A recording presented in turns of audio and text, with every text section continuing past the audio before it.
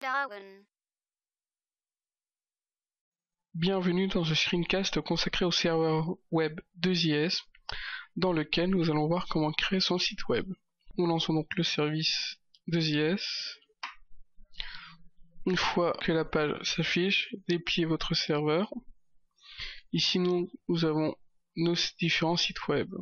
Donc ici, comme nous pouvons voir, nous avons un seul site web qui est le site web créé par défaut lors de l'installation du rôle 2IS.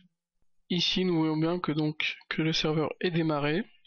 Donc nous allons le tester pour voir s'il fonctionne. Donc nous allons sur Internet Explorer, puis nous tapons l'adresse, donc vcenter. Voilà, donc vcenter correspond au nom de mon serveur web. Comme vous voyez, donc ceci fonctionne très bien. Nous pouvons également tester cette page en allant directement sur notre site web, puis nous allons dans parcourir le site web et nous cliquons sur ce lien. Une page s'ouvre directement avec la page. Donc maintenant que nous voyons que notre site web marche, nous allons vouloir en créer un nouveau. Avant toute chose, il faut bien arrêter le site web actuel. Une fois ceci fait, donc nous voyons bien écrit qu'il est arrêté, nous pouvons faire un clic droit sur site et faire ajouter un site web. Donc ici nous avons le nom du site que nous voulons, donc nous allons taper Darwin. Donc une fois ceci fait, vous devez choisir le chemin d'accès physique. Donc ici vous devez choisir le chemin d'accès physique où seront stockées toutes les informations concernant votre site web. Donc nous allons le mettre dans le même dossier que notre site web actuel pour plus de facilité. Voilà, donc il faut savoir que tout ce qui concerne le site web sera consulté sur ce dossier par le serveur 2IS. Maintenant, donc ici nous avons l'authentification, donc soit nous pouvons nous connecter et spécifier un utilisateur, soit utiliser l'utilisateur de l'application actuelle, donc l'administration. Ici nous pouvons tester les paramètres.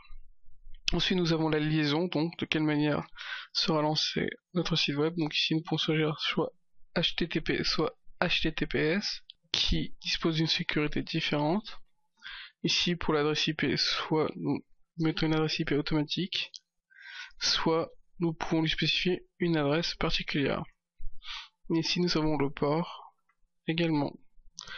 Ensuite ici nous pouvons lui spécifier un nom spécifique à taper pour tomber sur la page du site web. Une adresse qui s'unira .com par exemple. Donc ici nous avons démarrage immédiat du site web, donc nous pouvons laisser cocher. Maintenant que tout est paramétré, nous cliquons sur OK. Donc ici nous avons un message qui nous prévient que le port 80 est déjà utilisé et qu'il serait dangereux de mettre deux sites qui ont le même port. Dans notre cas, nous avons bien éteint le premier site web, donc il n'y a pas de souci à se faire. Voilà, maintenant que c'est fait, nous voyons bien que notre site Darwin est démarré, comme vous pouvez le voir ici. Maintenant, nous allons donc tester la page et voir s'il fonctionne. Donc nous allons cliquer directement sur ce lien. Donc voilà, ici nous avons une erreur qui nous dit que nous n'avons pas configuré le contenu de liste du répertoire. Pour éviter donc ce genre de message d'erreur, il faut bien configurer le document par défaut de notre site web. Pour cela donc, nous allons d'abord dans notre dossier du site web bien sûr.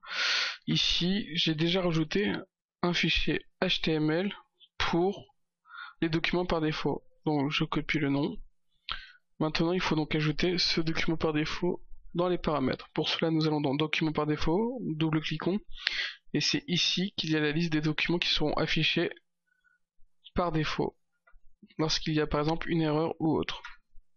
Donc nous faisons sur ajouter, nous copions le nom de notre fichier avec bien sûr bien pensé à la terminaison de notre document. Une fois ceci fait, nous ajoutons, donc nous retournons sur notre site Darwin, puis nous refaisons un test. Ceci, vous voyez bien que je n'ai plus la page d'erreur, mais donc exemple, ce que j'avais bien écrit dans mon fichier HTML. Voilà, donc vous avez vu dans ce screencast comment créer son site web et le configurer pour pas qu'il n'y ait d'erreur lors des tests.